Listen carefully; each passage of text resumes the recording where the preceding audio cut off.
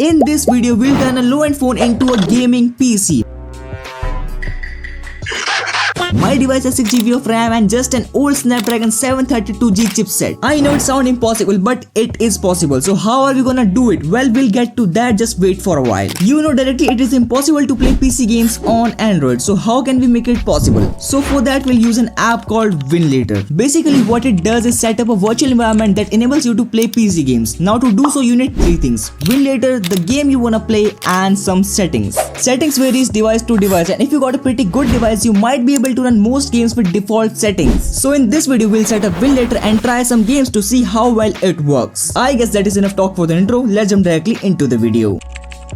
Open Winlator, head over to the settings, and here are the settings. Now these aren't the best but are enough to run the container. Later we'll also look at the settings as per the game, but for now you can just copy it or just let it be default whatever it is in your device. If you are done with this, go to container and click on plus icon. You will get this interface. Now these are my default settings. You can check it out if you want. I kept everything as default except my startup selection that is present in the advanced tab, and I set it to aggressive. Once you are done with the setup, tap on the checkmark icon and then you will find a play option. Click on it. It will take a moment to load, and congrats, your container has executed. But the catch is that it is still not perfect to handle games yet. Even though it is not perfect, let's learn how to make a shortcut so you can run game directly through the shortcut tab from the app instead of opening the container again and again. Here, go to the D drive, which is nothing but your download folder. Make sure to dump your games in it. You can even create a folder in it if you want and then put your games. Well, anyways, that doesn't matter. Open your game folder and create a shortcut of the game file.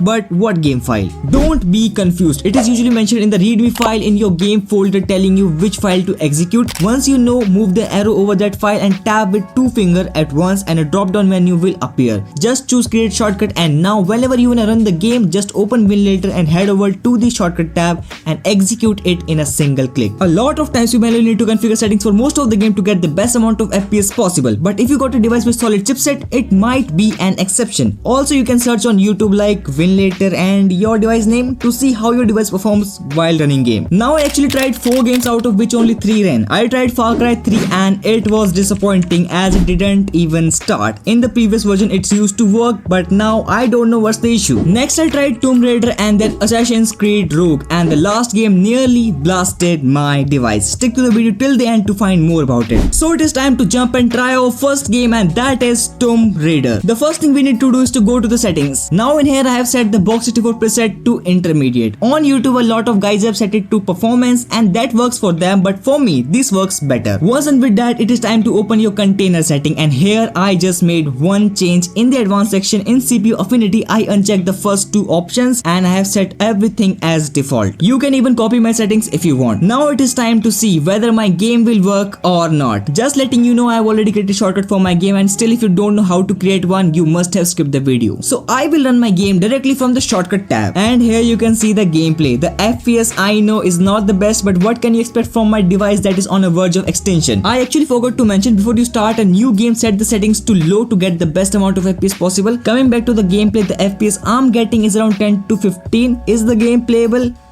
Of course not, it is stuttering a lot. If you got a decent smartphone, not with a flagship chipset but somewhere in between, you might be able to get better FPS than mine.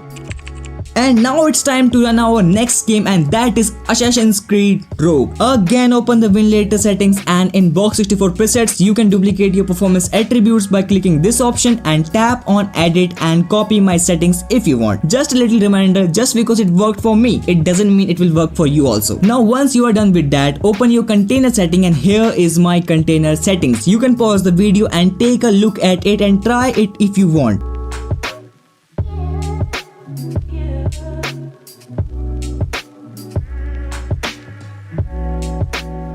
And just like the previous game, open the container and create a shortcut. I have already done it, so I'll go to the shortcut and run the game. And here you can see I'm getting around 12 to 18 FPS, and if I stop my recording, it even goes to 20 FPS. Indeed better performance than the previous one, and the gameplay here was much smoother. And as I mentioned, my device isn't that great. Even getting this is already amazing.